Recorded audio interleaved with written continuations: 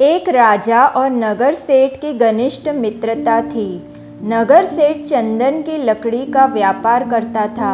एक दिन नगर सेठ के मन में विचार आया कि अगर राजा मर जाएं तो उसके परिजन ढेर सारी चंदन की लकड़ियां अंतिम संस्कार के लिए खरीदेंगे। इससे काफ़ी मुनाफा होगा। शाम को सेठ राजा से मिलने गया। नगर सेठ को देखकर राजा के मन में अचानक एक विचार आया कि इस सेठ ने व्यापार से अपार दौलत कमा ली है। कोई ऐसा नियम बनाना चाहिए जिससे इसका सारा धन राज्य के खजाने में जमा हो जाए। इस तरह दोनों मित्र रोज मिलते और दोनों के मन में एक बार एक दूसरे के प्रति बुरा विचार जरूर आता। जिस जोश और उत्साह से दोनों पहले मिलते थे, अब उनकी मित्रता में वह जोश व उत्साह नहीं रहा। एक दिन नगर सेठ से रहा नहीं गया।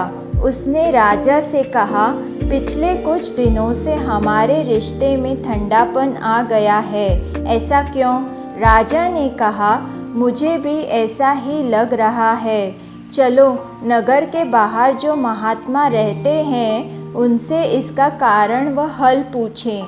दोनों ने महात्मा को अपनी उलझन बताई तो वे बोले, पहले आप दोनों शुद्ध भाव से मिलते रहे होंगे, किंतु अब कुछ बुरे विचार आप दोनों के मन में आ गए हैं। सेठ और राजा ने अपने अपने मन में आने वाले विचारों के बारे में महात्मा को बताया।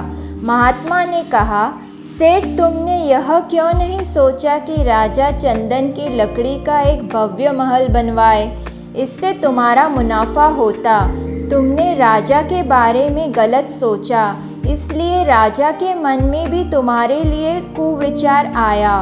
विचारों की पवित्रता से ही संबंधों में स्नेह की मिठास बनी रहती है, इसलिए मन के विचार हमेशा शुद्ध रखें।